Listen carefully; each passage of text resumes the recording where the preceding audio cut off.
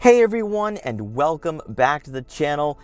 It's going to be an old school video for today. I'm going to do an in-car vlog on the Mk8 GTI since it will be arriving sometime soon, probably by October. And I want to get into, is it worth upgrading to over the Mk7 and Mk7.5? Has Volkswagen done enough to make this car worth it, especially as price point, because it did get a bit more expensive? And maybe if you are looking at buying one of the top trims, maybe just go with the Golf R. I've not driven the GTI in quite a while. I'm running low on fuel, so let's go to the gas station, fill it up, and get this video started.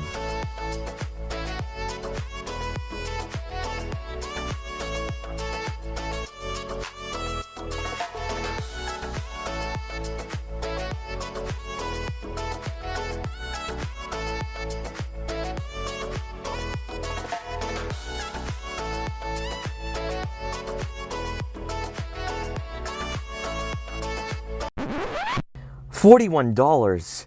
Ouch. Alright, so let's get into the topic of the video, which is the Mk8 GTI. And I have watched enough reviews on YouTube, I've watched enough videos to draw my own conclusions without even driving the car, which I will be reviewing when they arrive, probably in October or November. And my feeling here is that the Mk8 just does not provide enough to make it worth its price, but also to make it worth the upgrade over the Mk7 and Mk7.5. I don't know if I've said this on the channel. I have to go back to all my other GTI reviews and videos where I said that I would definitely buy another GTI if I had to, just because this car is so much fun. It's a great daily driver, and it really balances the sportiness, but also it is pretty comfortable. I drove 3 hours to Connecticut recently, and I was completely enjoying the drive. And then even on the 3.5 hour drive back, it wasn't that bad either, even with the cloth plaid seats. I love the cloth plaid seats. It just adds a lot of character to this car. But the Mk8, to me, ultimately, I think isn't providing enough where you can say, yeah, I'll trade in the Mk7.5 for the Mk8. And it really comes down to what it's offering, which is the technology, but also even the driving dynamics and the performance. Because when you're looking at an increase of 13 horsepower and a marginal increase when it comes to pound-feet of torque, you could just say, well, I could just throw on a tune, get a high torque tune for stage 1, get a good amount of performance, and I saved a good amount of money. But also when it comes to technology, I am not a huge fan of the infotainment systems. I don't need to experience the infotainment system for the Mk8 to say that it's not going to be that user-friendly. I did experience an iteration of it in the Volkswagen ID4, and I absolutely hated it. I did not think it was user-friendly at all. The current Volkswagens on the market have the nice touchscreen but physical buttons and also quick access buttons on either side of the screen, which in my opinion is far more user-friendly and far more intuitive. You know, I read all the comments in my reviews and they say I hate the buttonless systems, and at first I would disagree. I'd be like, you know, maybe it's just older buyers that are saying this because they're used to more of an analog feel. And having driven cars with buttonless systems for over a period of 3 to 4 hours, I absolutely agree with them. One of the issues that's plaguing the automotive industry right now that I think only car enthusiasts are really identifying is that we're seeing a lot of this eye candy make its way into cars, especially in around the $30,000 price range, but also having technology that doesn't really enhance the driving experience at all. It's just really ultimately a gimmick that is trying to tell us that, hey, we have all these features at $30,000 and that's why this car is worth it. That's why it's worth upgrading, when ultimately the car is just not providing enough. You know, at the end of the day, even when you look at on paper, it's like, if you're just a true car enthusiast, someone who loves driving, the technology doesn't really change anything. In fact, I think it numbs the experience overall. But this is not a situation or an aspect that is exclusive to the Mk8 GTI, because we're seeing this across the board. But I think Savage Geese said it perfectly, where The Mark 8 GTI's interior is made for a vehicle of the future where you have autonomous technology, where you're just going to sit back and relax and use the infotainment system while the car is doing all the work. But the Mark 8 GTI doesn't have that technology to give you that. So you still have to use the user interface on a daily basis. And that's why I'm not a fan of Volkswagen's newest interiors for their next lineup of cars. But when you look at other vehicles on the market, cars that I've reviewed, or cars I will be reviewing, everything is drawing you in with eye candy or drawing you in with technology or comfort features, and we sit there and say, oh, this car's a luxury vehicle at $40,000 or $50,000, that it has technology that's found in cars that are around $70,000, $80,000. And then when you spend some time with the car and you're not giving a first impression and you just experience it and you kind of let everything soak in, you're like, wait a minute. This car doesn't feel like an $80,000 car. All it has is a touchscreen, a digital gauge cluster, and maybe some leather seats. And this is not luxury. That's exactly what everyone else is offering. And I think the Mark 8 GTI is having that same issue because the power increase is marginal. The performance is not enough for me to say that, oh, you should buy a Mark 8 over a Mark 7.5. And that's one of the reasons why I'm kind of hesitant to get behind the wheel of one and review one, because as I do with all these reviews, I do talk very highly and optimistic.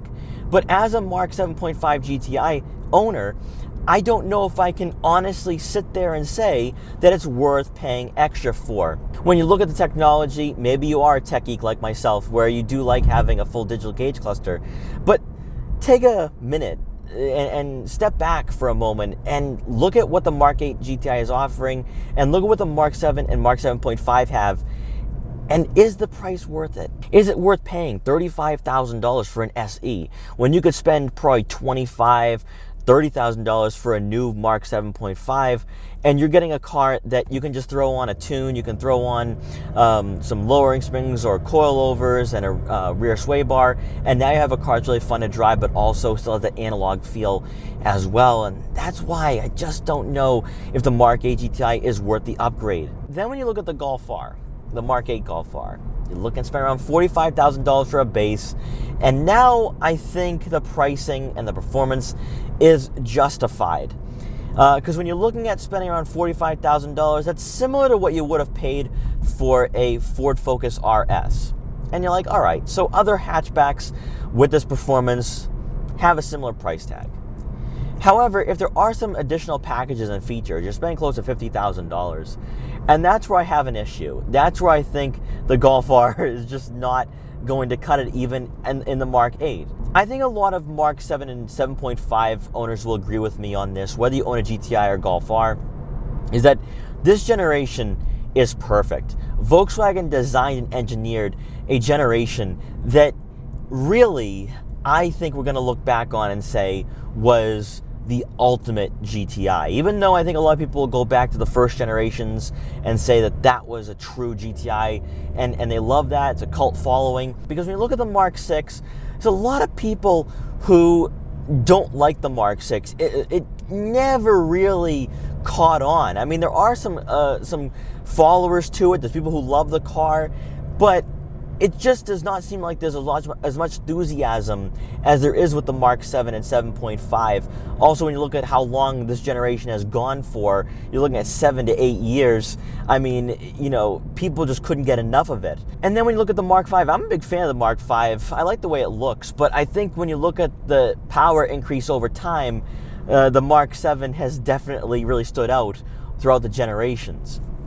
But the Mark 8 just isn't providing enough, and I think that's what's ultimately the problem with this car. I am looking forward to experiencing the Mark 8 GTI later this year. I'm hoping I get to take it home and live with it for a day, if not longer, just because I do feel as though even after a week of time with the Mark 8, I'd still feel that the Mark 7.5 is a superior generation, just because any upgrades that they made to the Mark 8, like the stiffer suspension and also the more performance, can be fixed with the Mark 7 just because you can throw on a tune and do some modifications. But also to keep in mind here, if you are on the fence of going with the Mark 7.5 or Mark 8, is that You can buy a Mark 7.5, and if you have a local Volkswagen dealer that is APR certified, you can get a stage 1 tune and not void the warranty. So that's a great option there, and that's why I feel as though this generation is still very appealing, even near the end of its life cycle. But also I believe that when you look at it from that standpoint, this generation is really offering the best of both worlds, where you're not paying a lot of money for a great fun hatchback, but you can also modify it on a budget and have a lot of fun and really enjoy this car throughout the years. And with the Mark 8, it's not providing enough. The extra performance, the stiffer suspension is just not enough. I do think though, even though I agree that it's evolutionary rather than revolutionary, I do believe that by the end of its life cycle, by the end of the Mark 8 generation, we are going to look at it as being the GTI that changed the direction for this vehicle. Because you have the technology now, and this is really where I feel as though that the computers, the technology, is going to take away from the driving experience. This still feels like an old school feel to me, even though the driver assistance features still kick in, even if when you try turning them off, you'd have to go through OBD11 and I believe VAGCOM for that. But it doesn't feel like it's really overriding your driving experience. And that's why I feel that ultimately we're going to look back on this generation and really say that it was one of the best GTIs out there. And I'd like to know what you guys think on this. I know that a lot of Mark 7 and Mark 7.5 owners are going to agree, but if you are on the fence and you're hesitant, or maybe you have a Mark 7 generation GTI or Golf R, and you're looking at maybe going to a Mark 8 Golf R, and you're like, is it worth the price? But I'd like to know what you guys think on that, because as a GTI owner, I just don't think that the Mark 8 is worth the upgrade. I don't think it's worth the price. I also, if you are looking at buying a GTI, say you're a younger enthusiast, you're like, I'm looking at my first ever fun car, and do you recommend going with a Mark 8 over a used Mark 7? I'm going to sit here and say absolutely not. I think that going with the Mark 7.5 or Mark 7 is worth it at the end of the day. So guys, thank you so much for watching this video. Please like, comment, share, and subscribe for more. Also make sure to follow me on Instagram at Boston Autoblog so you can see what I'm up to and what vehicles I'll be featuring in the future. And I will see you guys next time.